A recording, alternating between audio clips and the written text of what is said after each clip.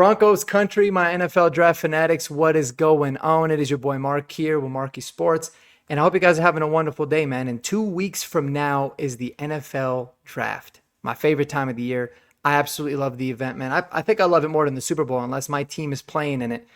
And we got a whole bunch of content that we've broken down about the draft. But one thing that's talking about here in Broncos country is, there's a lot of speculation. Are we going to go tight end? Are we going to go wide receiver in the first round? Are we going to go running back? Are we going to go interior defensive line? But one position that's never talked about that I think is actually a legitimate possibility is edge rusher in the first round. And I'll break down why, and this will all make sense to you. And I'd love to know you guys' thoughts and comments below. So before we do that, guys, if you love Denver sports, if you love the NFL draft, be sure to subscribe to the channel, like the video. If you're a subscriber, thank you. Tell a friend, have the friend tell a friend to subscribe. I'm so close to my goal. So let's get right into it. All right, guys. So we all know that a couple weeks ago after the owners meeting, George Payton and Sean Payton both said, we're not going to negotiate with our players until after the draft. The guys that are wanting new deals or impending free agents in 2026. And I think it's smart. You don't want it to be a distraction. They are going to go, they're full on into the draft right now in terms of their scouting and doing all of the different, mock draft scenarios, talking to other teams, getting a lay of the land, things like that. So waiting until after the draft is very, very important. It makes sense. And also, you don't know how the draft's going to happen, man. You don't know who's going to fall to you. You don't know what offers you're going to get. So you want to be able to leave all options on the table.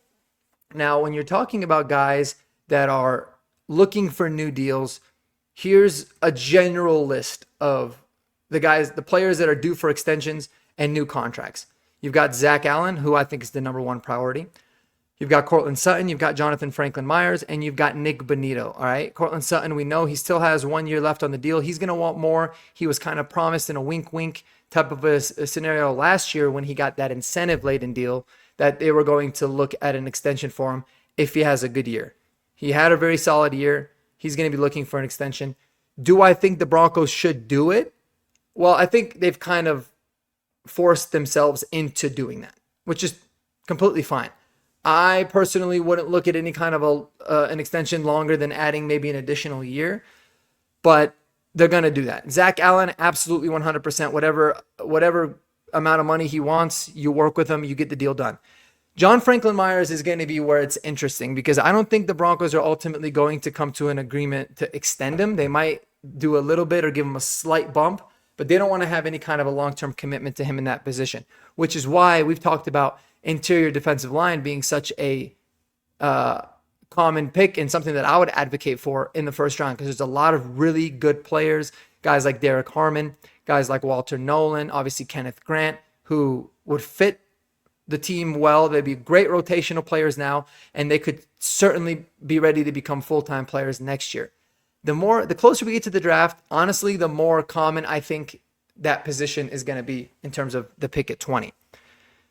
But the fourth guy here is Nik Bonitto. And Nik Bonitto is going to want a new contract, rightfully so, after having a borderline all-pro season last year. He was a game wrecker, a huge playmaker. And that's something to keep a huge eye on because if they don't decide to extend him this year and he has another season like he did last year, or in fact, he has a better year, which is what he's done every year since he's been in the league. He's gotten better and better and better. He's going to become extremely expensive to re-sign. You saw the kind of deal that Myles Garrett just signed for $40+ million. TJ Watt is the next guy that is in line to get a huge payday. There's even a lot of talk already in Pittsburgh that he could be someone that they maybe trade or move on from because they might not want to pay or they might not be able to pay that kind of money for him. So what's a Nik Bonitto contract extension going to look like? We thought in the past it was going to be 20 million, maybe 25, which was rich. But now you're creeping up close to 30, 35 million, and that's if you sign him this season. So that being said, yes, the Broncos were the number one rush defense in the NFL last year. I still say go out there and pay the man because you always want to add a strength to a strength. But it's a huge possibility. Money talks. Are they going to want to pay somebody who's a really good pass rusher and a playmaker $35, $40 million a year, but someone that does, he's gotten a lot better at run defense, but he's still not there yet in terms of being very, very good at setting the edge. He played 761 snaps. Let's go ahead and do this for y'all real quick. Pop this off like that. Take this off. There you go. Now we're cooking with gas. All right. So making it look a little bit bigger. You can see he played 761 snaps this past season. He played 524 and 357 in the years before. But just to give you guys an idea of roughly how many snaps we had as a defense last year, this will help you guys get a little bit more perspective. When you look at Zach Allen, Zach Allen had over 1,000 snaps last year. And he played like 85% of the snaps, but not quite all of them. So what that means is, Nik Bonitto is still playing 30% less than Zach Allen, which means Nik Bonitto is basically a part-time 50% player. He plays 50% of the snaps, 55% of the snaps roughly. So that's another factor you got to take in. Are you going to pay somebody that kind of money to do it? Or do you feel like you can maybe trade them? Not saying this year, but maybe next year. Franchise tag them. There's going to be other options. Do you want it to get messy? We'll see. But another thing that's really important to know with Nik Bonitto is that he's played more snaps every year of his career. He's gotten more sacks. He went from 2 in his rookie year to 9 in his second year to 15. Quarterback hurries have gone up. His tackles have gone up. He's become a better player every single season. And even according to PFF, clearly his stats across the board are better. Still struggles quite a bit in the tackling department. But his pass rush grade's gotten better. His grade in coverage has gotten better. His grade against the run and his overall defensive grade have all improved. So that's good news for the Broncos, obviously, because you're getting an ascending player who's extremely talented.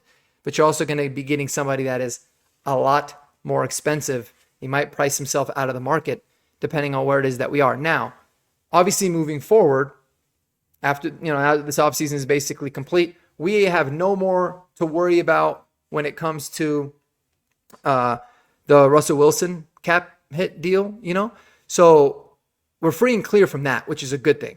But you are going to have other guys' contracts start to hit. The big part of their contracts start to hit, right? Jonathan Cooper's becomes a lot more expensive. Obviously, you got Powers and McGlinchey, whose contracts get inflated even more. Now you have flexibility there, but theirs go up a lot. Patrick Surtain starts to get really expensive. And so there's a lot of that you have to look at. Now, here's the thing that Nik Bonitto has going for him. Jonathan Cooper's contract is super team friendly, and it'll be actually really easy to get out of it. If you decided that you were going to need to save some money on the cap to pay Nik Bonitto, you could. But Jonathan Cooper, I think, is a more complete player right now than Nik Bonitto is. But Nik Bonitto is a lot better overall, if that makes sense. He's a better pass rusher, but Jonathan Cooper just kind of does a lot of the dirty work for him. So that being the case, and mix in the fact that Jonah Ellis did have a very bad shoulder injury. He broke his shoulder in the wild card game against Buffalo. Literally broke it. Broke his scapula or something like that. It was crazy. And he was on a 6 to 8 month recovery. Now, by all accounts, he's going to be ready to go by the season. Even before the preseason, he might miss a little bit of the offseason stuff, but I think by training camp, they are optimistic that he should go good. But you never know with these shoulder injuries. The shoulder is an injury that he had in college. How is he going to come back from that? So drafting a guy in the first round is not only making your best strength an even bigger strength, but in addition to that, you're also able to have additional bodies in case maybe Jonah Ellis isn't right or isn't ready to play, or any of these guys get injured.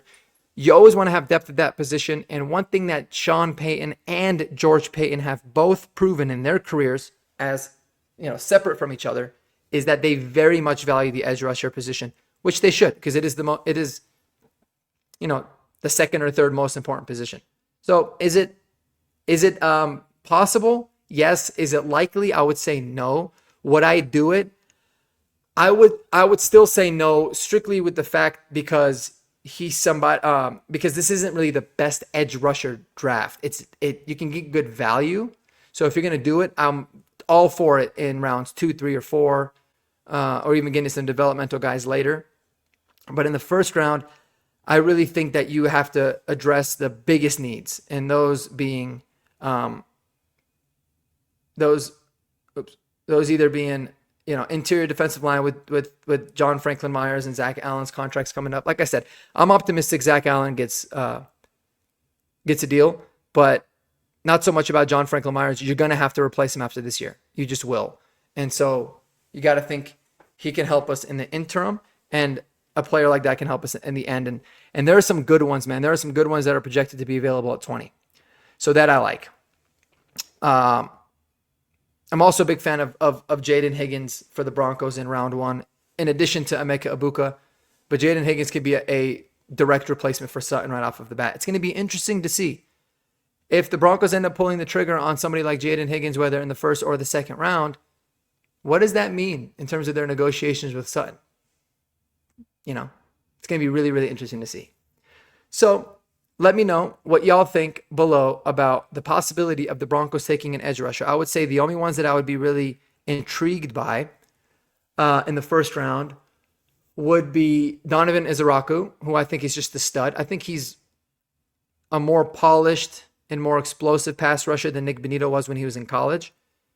But he's also very bad against the run. He struggles with setting the edge, but he could be someone that could make sense. You could also go, and I'm talking about first round guys. You can also consider somebody like Shamar Stewart if he drops, because Shamar Stewart has gotten crazy. He has crazy amounts of talent. And one thing I'll give this defensive, VJ and the defensive coaching staff a lot of credit for is they do a really good job at developing those guys. So he could be a really good fit for us. But again, super low floor, super high ceiling.